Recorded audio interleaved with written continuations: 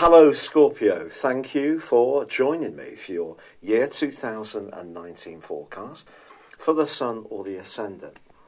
There's great news bubbling for you right from the start of the year, and it comes in the guise of your solar return. This is where all the planets are located at the turn of the year and the relationship that they are forging to one another. But perhaps the most notable standout influence is the role of Mars, which is your traditional ruler, because that has relocated just before the end of last year into a part of your scope which is going to give you so much more physical energy throughout 2019.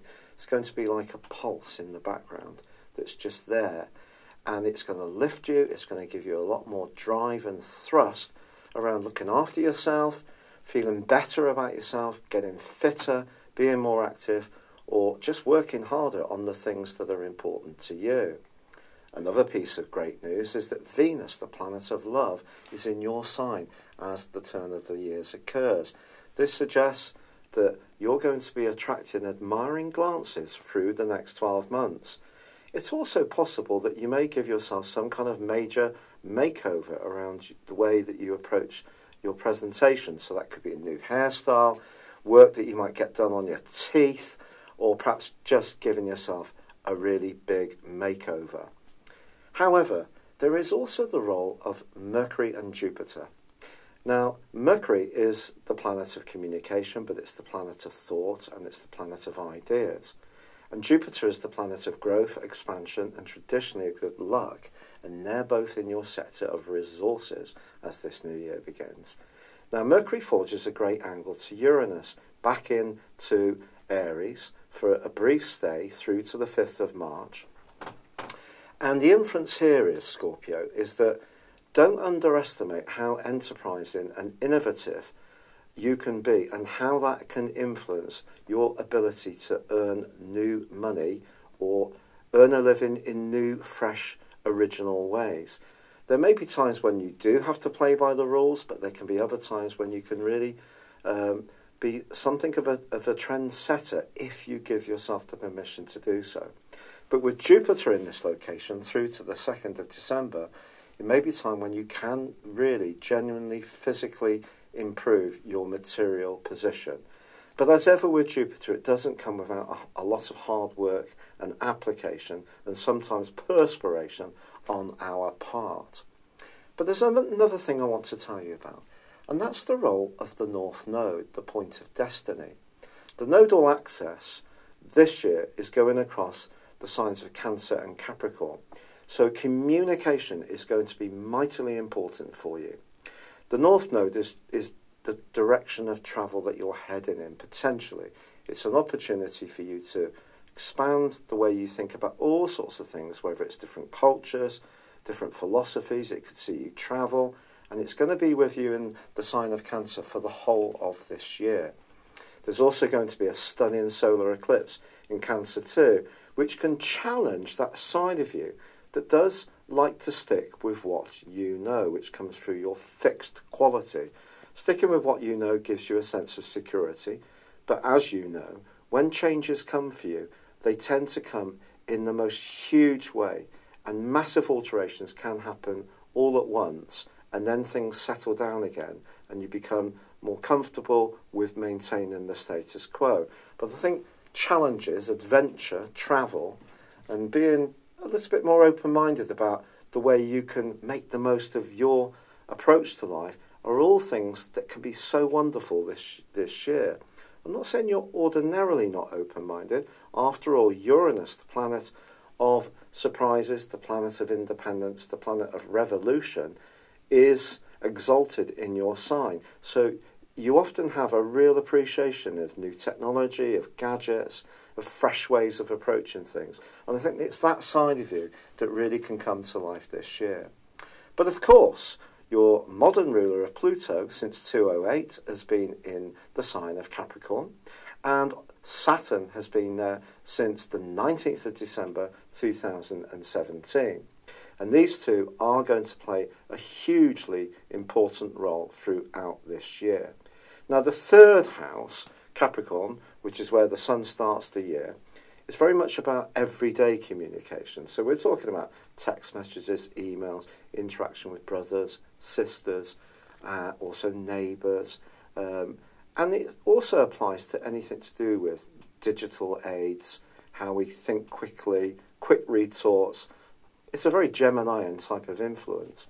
And that sector of your horoscope really does give you an opportunity to grow this year, but it may at times require some evolution. Now, if any sign understands the whole concept of a transformation, it is a Scorpio. You understand that we're constantly, elements of ourselves die away and we replace that with newer thinking, newer approaches, and that's where we evolve.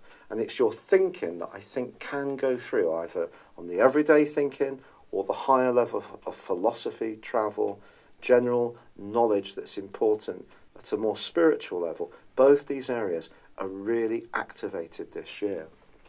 However, there is a solar eclipse very early in January on the 6th in the sign of Capricorn, which combines with Saturn. So for the next 6 months, how you express yourself, your ideas, or how you get around, it's possible that you could go through some challenges. Now, I'm only being truthful, it's not a fearful thing, because remember, the planets don't get us to do anything. But it could be that someone may say, well, why are you saying that? Why are you thinking like that? Why are you expressing yourself like that? You may come up or experience some objections. And that is because Saturn is about limitation, obstacles, restriction. It's about the orthodox, and Capricornian energy is obviously governed by Saturn. So if your ideas are a bit more radical, it could be someone very set in their ways who resists any change you're going through. On the other hand, it may be you who has a more traditional take in the way that you respond to situations. But because Saturn is combining with the solar eclipse, the solar eclipse also works into the lunar eclipse, which occurs on the 21st of January in the sign of Leo. Now, Leo energy for you is very much seeing your emotions close to the surface and more difficult to disguise how you feel. So I think it's possible that if you are in any way challenged by everyday conversations or the different ideas or belief systems that other people have, it could really be something that's more difficult at a more emotional level for you to deal with. However, if anyone can respond to a challenge, it's a Scorpio. Because of Mars being your co-ruler, you appreciate that sometimes life is about tussles.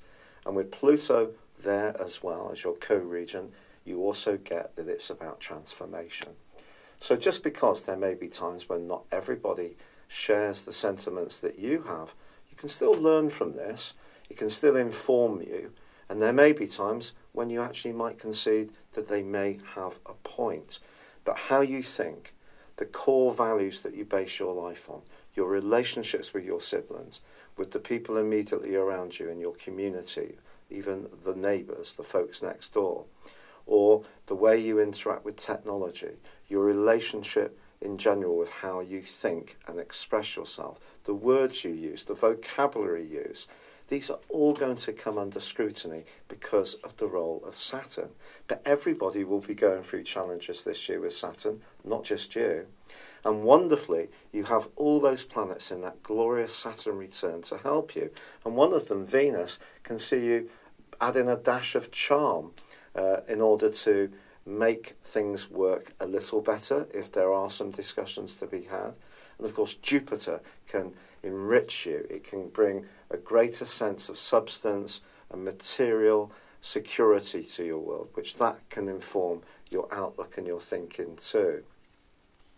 Now, there is, of course, the role of Uranus, which for 5 months last year went through a massive clash with Mars, your modern ruler. Now, because of the location of Mars and the position of Uranus in Taurus for that period of time, it could have been that some of the tensions that you were experiencing were in the family or with people that you are closely involved with, or perhaps you weren't quite so content in your home environment. Now, that level of tension through the auspices of Uranus and Mars is not going to be repeated because they're not in a right angle. However, Uranus does move on March the 6th, and it goes back into Taurus, and it's going to be there for the next 7 years. Now, this is your sector of relationships, and I have to be frank about it. This can be an area that if you're bored, you're not fulfilled in your current life role, whether you're single or involved, it's asking you to add greater joie de vivre. It's asking you to jazz things up, to have more stimulation. And that stimulation at times could come from a degree of confrontation. And you know, above all zodiac signs, that sometimes in life we evolve through challenge. That's the point of being a Scorpio. So if you do find yourself not necessarily enjoying a relationship that in the past has perhaps been more than adequate for you, it's because you're evolving as a person. You're wanting perhaps a little bit more freedom around relationships, or you're wanting more excitement. You're wanting someone who makes your pulse rate. It's not just about simple security. So even the most okay of relationships may need to go through a period of challenge and transformation. And that process starts in earnest on the 6th of March, but it is going to go on for 7 years. If you're born right at the start of Scorpio, there's going to be a bit more of a challenge for you almost straight away. And as I said, you went through that for 5 months last year. So it's a kind of repeat of that to begin with, but it's just learning about the energy, because Uranus is about being individualistic. It's not about conforming. It's not necessarily about being a nice person. It's about being outspoken. It's about rocking the boat. It is about rebellion. And as I said before, it's exalted in your sign. So around relationships, some extra bite and spark is going to be needed to keep you switched on and really engaged. Without it, you may just go into a little bit of an astrological stupor and need something to come along to shake things up. So challenging, but also very, very exciting. Now, on the 6th of April, Jupiter does go into a retrograde. And one of perhaps the things that I might tell you about with Jupiter in the second house is that it could see you gain some pounds this year. And if you're someone who's very, very keen to make sure that you don't gain any weight, then the more active you can be, the better it is. Just don't push yourself too hard, because Saturn on that solar eclipse in the 3rd house suggests that if you're rushing around too much, trying to be too virtuous about your exercise regime, you can end up doing yourself a bit of a mischief. So pace yourself, do the things that we know put less contact pressure on your system, such as swimming, walking and cycling, those kind of things. However, Jupiter going into a retrograde could see you hitting the comfort food if things in your life are not quite as you would like, and therefore your waistline could expand a little bit. But remember, Jupiter can bring goodies in for you, so it's just a choice of how you decide to spend or ingest the desire for extra sweetness in your world. But from the 10th of, from the 6th of April through, it's the 10th, I beg your pardon, that Jupiter goes into retrograde, from the 6th of April through to the end of June, well, there's one big, mighty astrological conjunction, and that is between Saturn and Pluto. In your 3rd house, remember Saturn is about limitation, about structure, it's about having to work very, very hard, it's about self-discipline, but it can be about obstacles. Pluto, your modern ruler, about growth, transformation, living and dying, things always evolving, but it can be about secrets, it can be about power, it can be about ruthlessness. Your thinking from the 6th of April through to the end of June could see you being much more strident about protecting your ideas. But it's important to invest any kind of oratory, passion into the things that really matter. If you're ending up in countless sort of squabbles on Twitter or Facebook, that ain't going to be good for you. But if you're encountering genuine interaction with people that does help you to think about yourself and your life differently, it actually can be hugely exciting. It can see you completely, profoundly change your outlook. But some things may make way, some things may die off to be replaced by new growth which can be so exciting for you. And as I said, this year is all about ideas. And then on the 2nd of July, we have the solar eclipse in Cancer, which is wonderful. So the last half of this year, I would be absolutely amazed if you don't travel somewhere. And it could be somewhere at a distance, quite possibly overseas. It may be that you're going to be a bit more adventurous and rugged in your approach to life. You're really going to want to break out and be a bit more of a free spirit. Exciting stuff, hey? But then on the 16th of July, there's a lunar eclipse back in Capricorn, which is conjunct Pluto. The 3rd of December sees Jupiter entering into Capricorn. Ideas, everyday ideas. That would be a fine time to buy yourself a new vehicle if you're thinking about it. Set up your own website. If you've got one, improve it. Step up your activity on a blog.